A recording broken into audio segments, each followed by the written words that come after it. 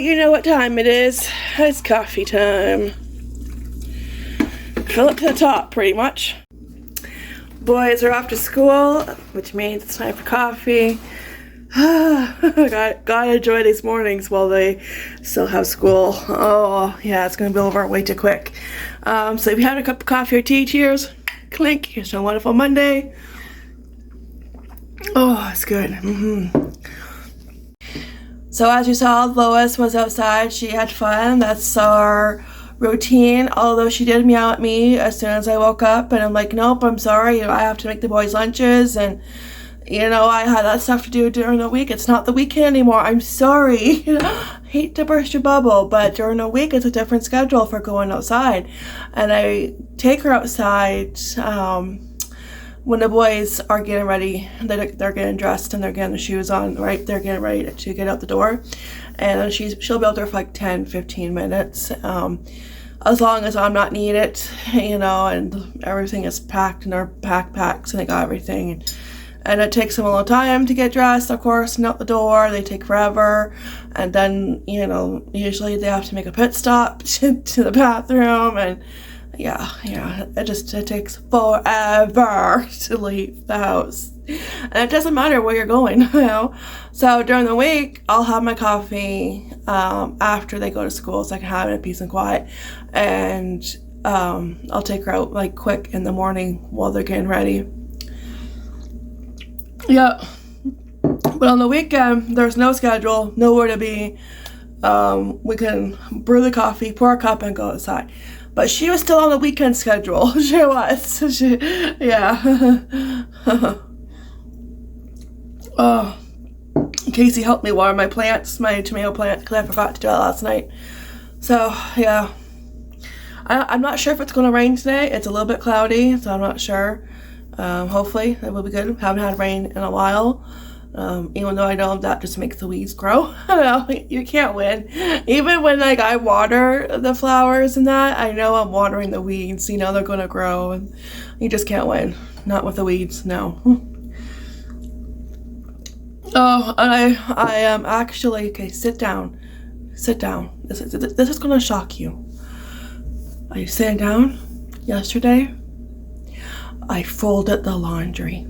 Yeah, I know. And I put it away. I know, it's a miracle. I didn't think I would get to it, but I did. And I only did it because I watched the last episode of the Duggar documentary, Shiny Happy People, on Amazon Prime, and it was really good. Oh my gosh, it's a good series, and it's eye-opening, jaw-dropping, heartbreaking. It is all the emotions.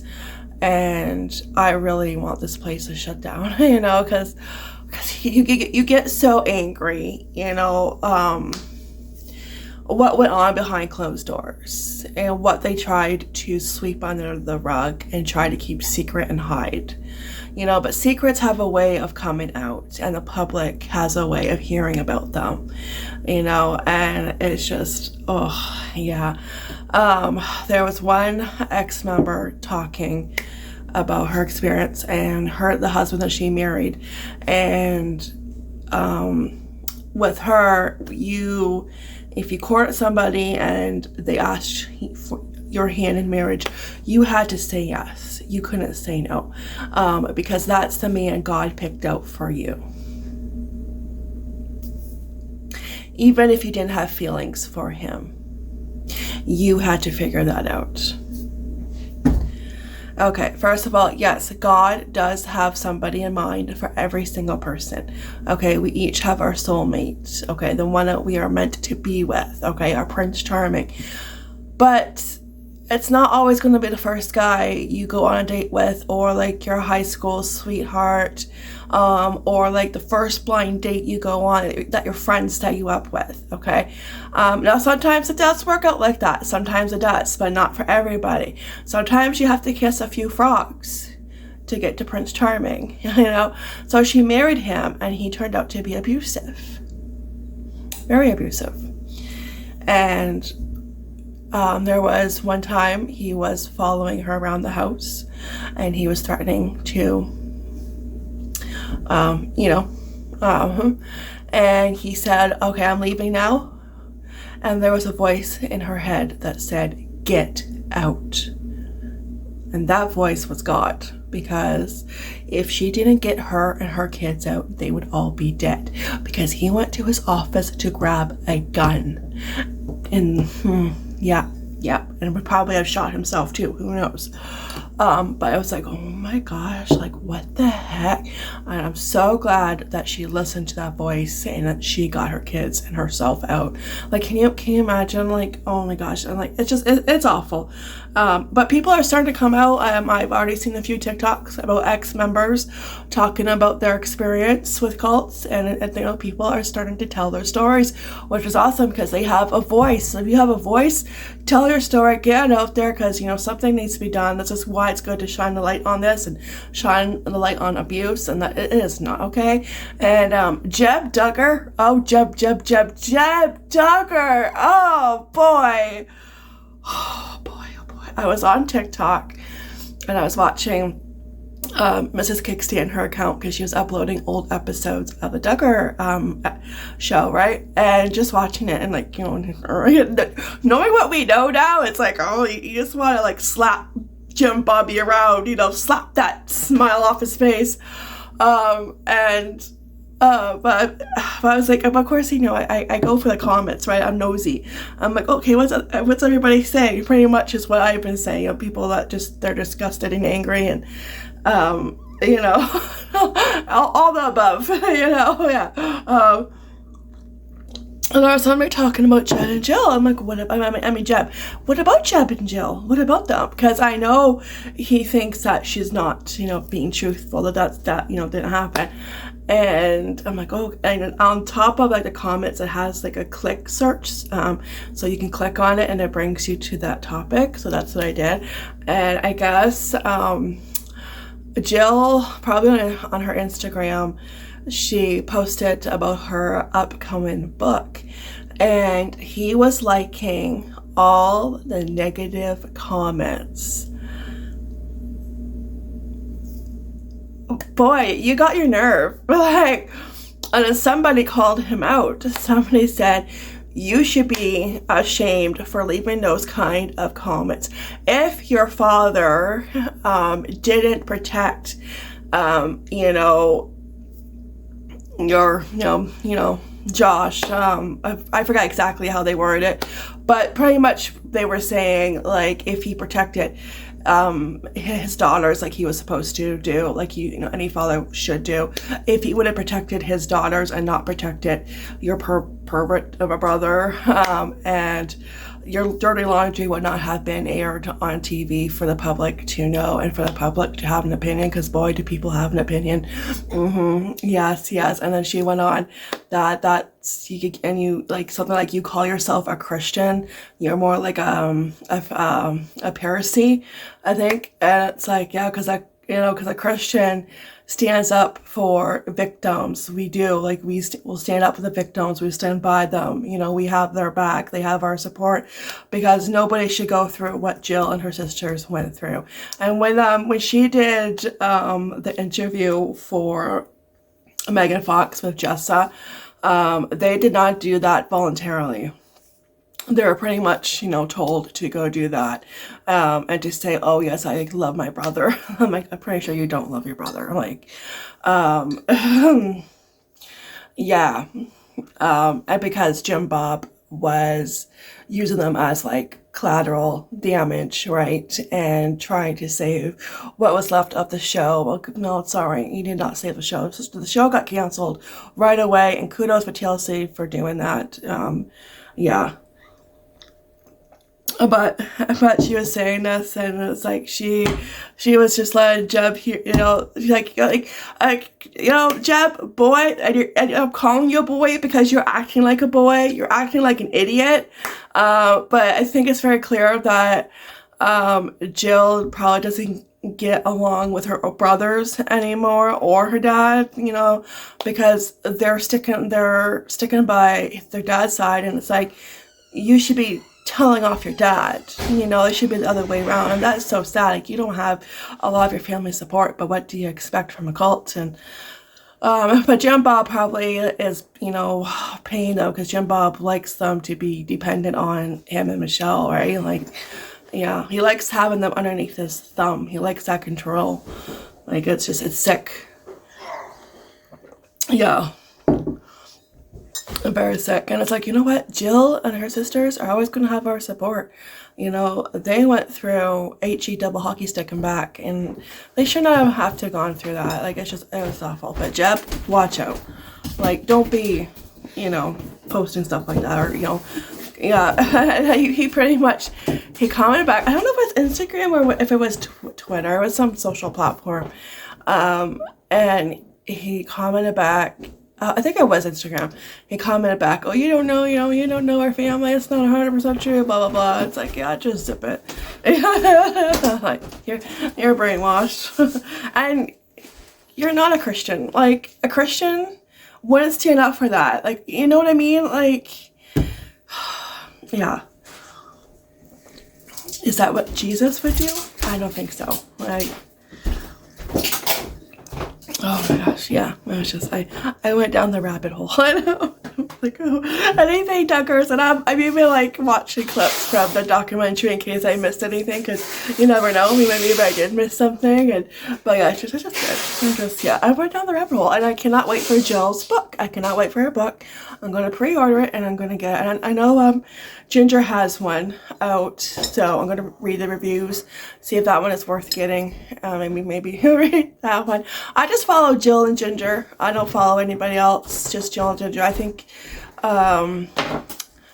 what was the one, I forget her name, the one who's married to Austin, I want to say Joanna, I don't know if that's right. There's too many of them. I think somebody said that she's most on social media with like YouTube and that. She's on social media like a lot. But yeah, I just follow Jill and Ginger. But Ginger's been quiet. Yeah. And what I love about Ginger is that she won't like, you know, post her kids or nothing. You know, she won't show them, and I love that, you know, because you know, you shouldn't have to share everything, you know. Yeah. Yeah. Well, a lot of people, what's the word, influencers, you know, they use their kids, they exploit them, and it's just, oh, I hate that. I just, you know, when the kid or baby is in like almost every video, you know, it's like, okay, yeah, come on, like, yeah. But yeah. Yeah, so yeah. But it's interesting. But yeah, anyways, I am going to finish my coffee. I'm gonna watch Hudson and Rex and get something to eat. Yeah, I don't know, like, what I'm going to do today, because the living room is pretty good. I know I have to do the bathroom. I don't want to. I mean, nobody wants to do the bathroom, clean it, like, ugh. I don't know, but that has to get done, so I will do the bathroom. But the living room is pretty good because I was able to clean in there this weekend, so I was able to like sweep in that where there's no rug, and vacuum. Excuse me.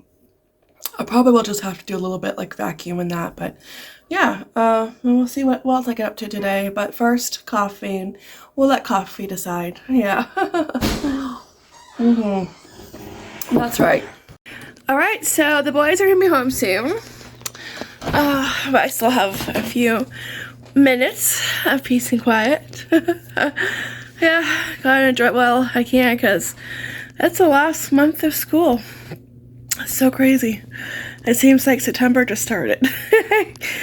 Like, it happens every year. Each year goes by faster than the last, and it's like, wow, we only have like around maybe 2.5 weeks left. So yeah.